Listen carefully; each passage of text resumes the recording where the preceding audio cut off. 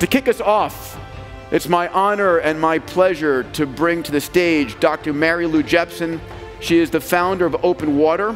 Previously, Dr. Jepsen was an engineering executive at Facebook, at Oculus, at Google, at Intel.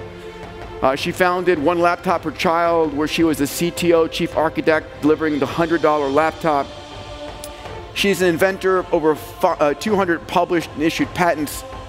And Time named her one of the 100 most influential people in the world. I'm proud she's the CEO of a company that, full disclosure, Bold is an investor in because it is such a bold idea. Please welcome to the stage Dr. Mary Lou Jepsen. Mary Lou. Thank you. Wow.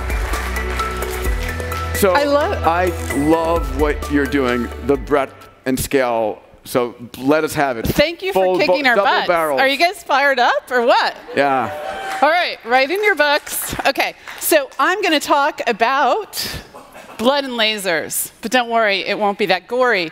What I'm trying to do is lower the cost of medical imaging by 1,000-fold and put it into a wearable so we can see in high resolution inside of our bodies and our brains so that we can also telepathically communicate with each other. No joke. So I'm going to explain to you why. That's a big thing to say, right? But you know, we've got prototypes working. We're scanning rats today. I wish I was in San Francisco, but it's actually, I wish I was here. So it's fun to be here. So Peter talked about the tools of our time, big data, machine learning, and the often overlooked trillion-dollar supply chain that makes our consumer electronics. That's a place that I've lived and breathed now for about 3 decades, not to date myself, shipping all kinds of crazy stuff on the hairy edge of physics, including, about 25 years ago, a moonshot where I literally designed a system to project video on the moon. But just because you can do something doesn't mean you should. So I decided not to and moved on. So again, what I'm trying to do, I've got a new company, Open Water. Bold's an investor. Thank you, Peter. Thank you, everybody from Bold. Open Water. And what we're trying to do is put the functionality of a multi-million-dollar MRI scanner into a wearable and sell it for not a 10x lower cost, but a 1,000x lower cost, 1,000,000 times smaller, with potentially 1,000,000,000 times higher resolution. So that's a lot of zeros. That's exponential. And it's classic innovator's dilemma. What's happening and what I observed in my vaunted positions at Google and Facebook and Intel is basically this trickle down of Moore's law, of the feature size in silicon getting smaller, having this discontinuity and enabling us to get pixel sizes in camera chips and other things that are approximately the wavelength of light. And that ends up being super key. So the first principle of this, I've got a laser here. Your body, if you could turn down the lights a bit, is translucent to red and near-infrared light. It's also translucent to X-rays, to gamma rays, to 2-ton magnets. But guess which one's cheaper? By a lot, the red light. So that's key one. Key two is that by using holography, this light gets scattered. If you see this is a point here, when I put it through my hand, you can no longer see the point because it's scattering. So we have to descatter the light, and we're able to descatter the light by recording the phase of the light. Remember back in physics, light's a wave and a particle, so we can measure its intensity, but also its phase. It's an information theory. I'll spare you the details. Happy to talk after. I only have 10 minutes, less than that now, 7. And the third key is ultrasonic scanning. So there's now chips made that resonate at ultrasonic frequencies that can focus through flesh. And we've designed one and architected one. And when it focuses, what we do is we bring in the red light. The red light goes everywhere, but the light that goes through that ultrasonic focus changes color ever so slightly. And then we exploit this property of holography that only 2 beams of exactly the same color light can interfere. And this is what interference looks like. We bring in another beam of the light on the side to this camera chip, and we record, we call these fringes. That's what a hologram looks like under a microscope. We decode that hologram using computer technology the same way Rosalind Franklin decoded this iconic image of X-ray diffraction to reveal the structure of DNA for the first time. She didn't get credit for it. It took her a long time. We can now do that 1,000,000 times a second with our system. So then we scan out the next part. And doing this, we can scan out part by part our bodies are brains, voxel by voxel. We don't have to go in a linear pattern. We can look at areas of interest and so forth. You're probably thinking, what about skull and bone? This is real human skull. Red light goes right through it. If you want to know, skullsunlimited.com is where you can buy real human skull. Seriously, someone on my team found it.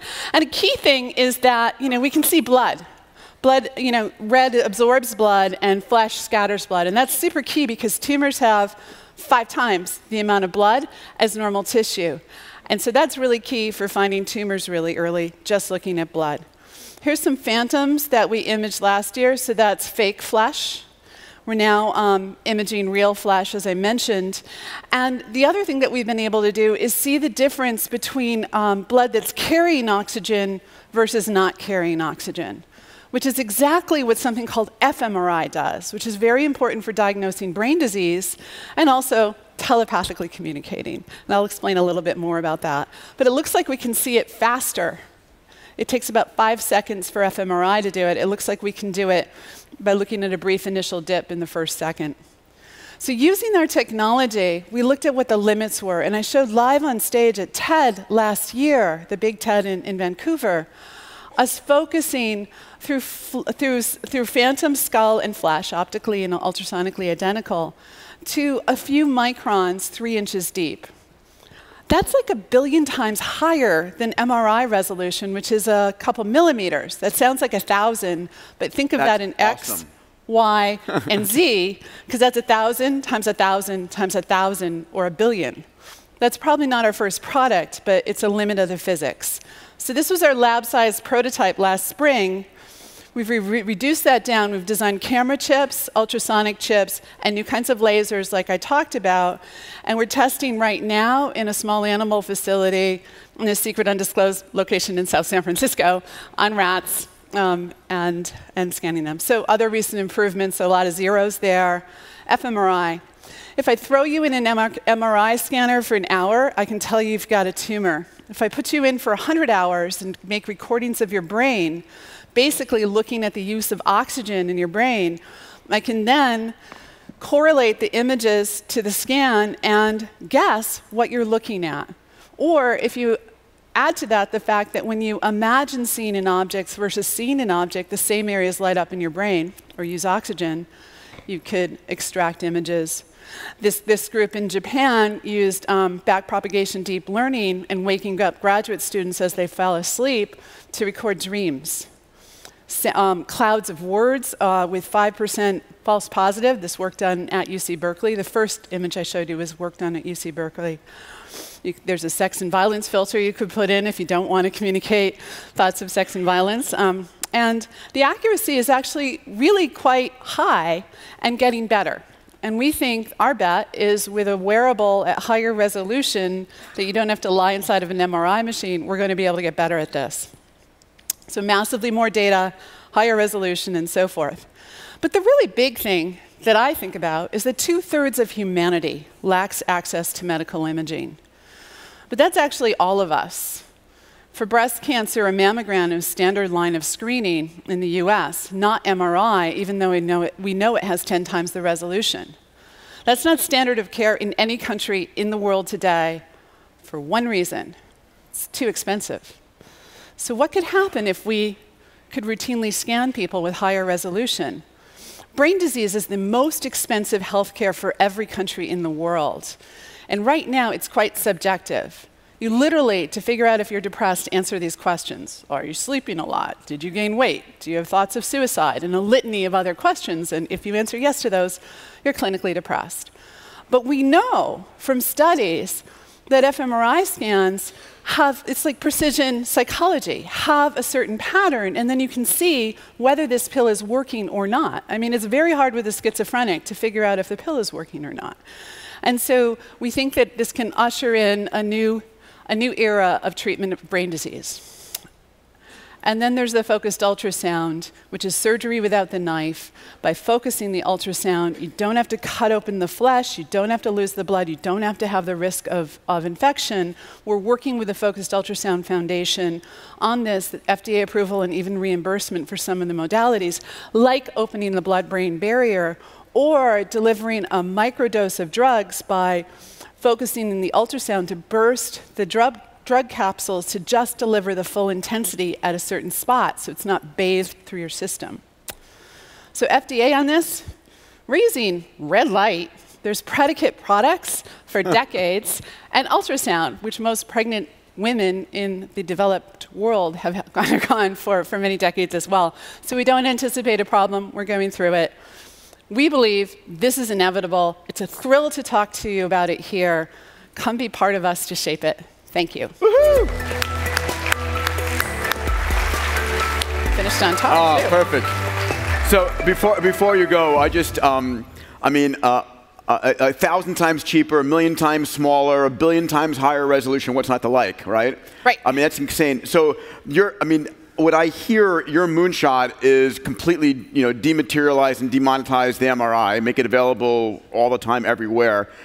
But your other moonshot that is sometimes difficult to talk about is you want to, brain-computer interface. Yeah, it's the next communication medium. It's amazing, right? So when Ray talks about BCI by 2035 and people sort of like roll their eyes, I just want to present to you a technology that was not even conceived of when Ray started talking about that is making incredible progress in that direction. Yeah, and non-invasive, so you can take it off when you want to have your private thoughts. Amazing. What an amazing woman, an amazing CEO. Thank you. Awesome.